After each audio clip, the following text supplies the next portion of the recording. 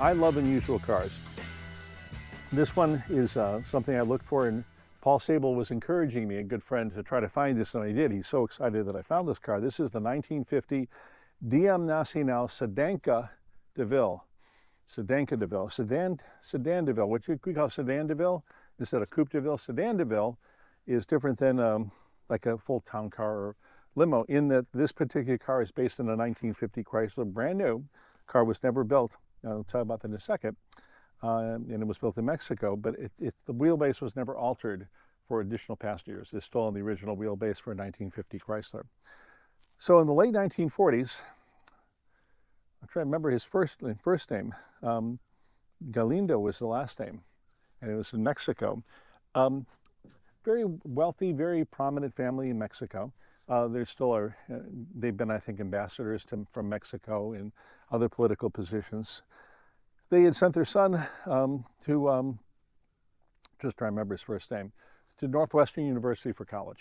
And this was the late 40s, probably 1946, 45, 44. I never had a chance to meet. I did meet one of his sons, but he was excited about everything he saw in America. Of course, they were an influential family anyway.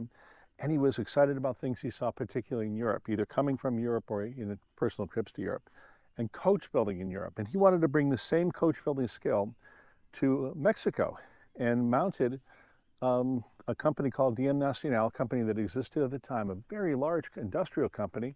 I've got advertising where they're producing office equipment, desks, and so forth.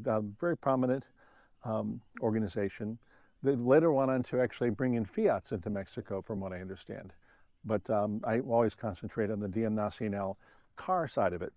They made, as far as we know, 6 cars, 5 under the DM Nacional number. This is one of them.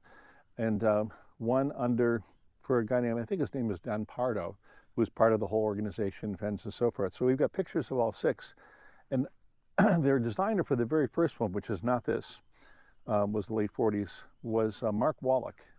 And Mark Wallach was known in the car community collector. He only died recently. I met him when he was in the late 80s and 90s as an influential collector, someone who produced series or restored steering wheels for racing sports cars, Ferraris, and so forth. Very, very nice gentleman. And in his early years, he actually was involved with Road and Track, and wrote in some of the very first Motor Trend and Road and Track issues. I think it was in the very first issue of Motor Trend, 1949. Mark Wallach had something about transmissions. I remember him showing me that. I was very impressed that he actually had done that. And Mark designed their first car, went down for 6 months to a year to design it, was there, and I've done audio recordings with Mark. It's a beautiful car.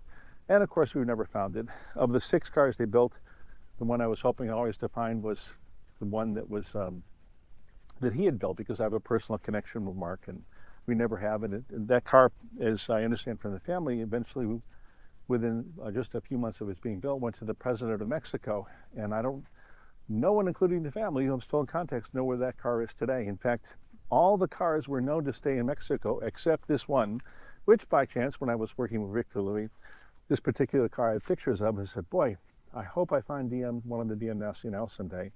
I knew that this was the one that was imported into Texas. I said, but I hope it's a different one and not this one. Well, I don't know, is that watch out for you?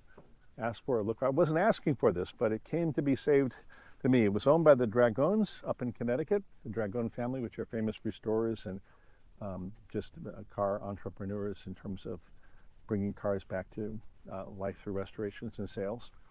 And they had always worked on cars that were more prominent than the DM Nacional. But Alex, their son, decided, I never knew they had it, that it was time to get rid of it and sell it and move it on to someone who might be able to do it. I'm hoping to be able to do it down here with the resources. This is one of my favorite cars.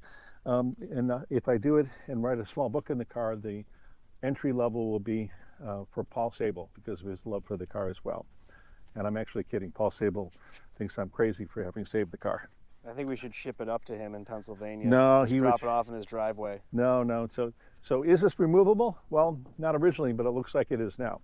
So there's a story written about this car, more than one, in the late 40s, early 1950s, and this was actually built for a San Antonio department store magnate and his wife, who had requested a special compartment be built just for shopping of dresses.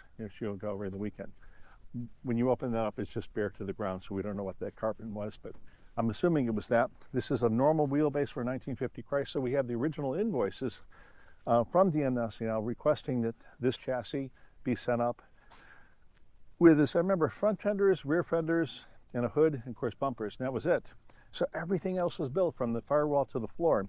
When I originally got this car back, I was trying to see, well, maybe I can get a donor car for the doors, donor car for the floor, and possibly still could if I wanted to, but every darn thing was replicated with from the folks in the craftsmen down in Mexico.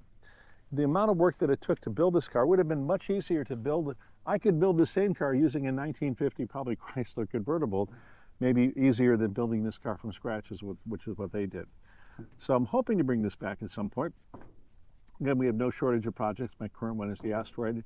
I have a Panache and so forth. I'll figure a different way, but we've done 16 cars in about 20 years, and I think in the next 6 or 8 years, I would hope to do several more. There's many ways to restore a car through partnerships, and in some cases, I've ended up selling them for restoration purposes so other people could restore them. But this was one of my favorite. Not much in terms of interior. I threw a Cadillac seat inside, a 57 Eldorado Brougham seat that's not restored. That's what that's from, so this is not the original seat.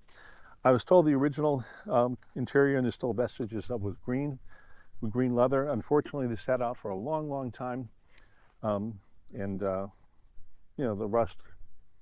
Down here, we've got lots of talented welder friends and craftsmen, and this particular car is not a Ferrari Testarossa, so there's a lot of flat panels, so some of the work that's necessary can actually be done down here.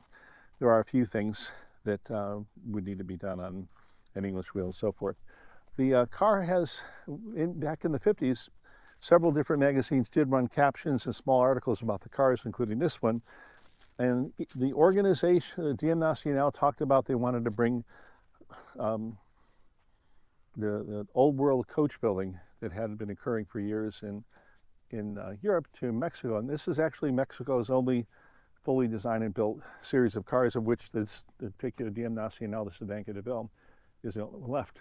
On the side, you can actually see the panels come out a bit, and in period, they were referring to this as the Southwick design, not by Southwick, the company, but very similar in the spirit of, and you can see it in the back there too. It might be, strangely, our alloy clipper, a three-wheel car, has the same, 1954, has the same kind of panels that come out like that as well.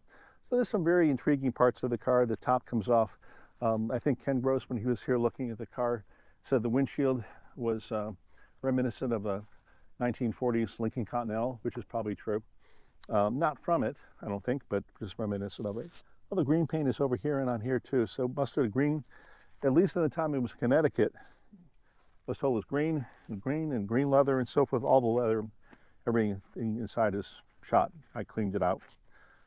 So, of course, this will come off. This will come off. This lifts off.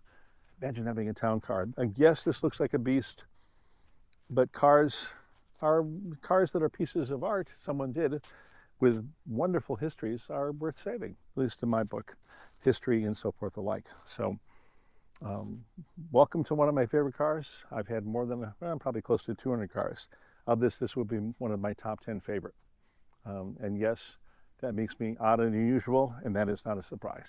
So thanks for listening.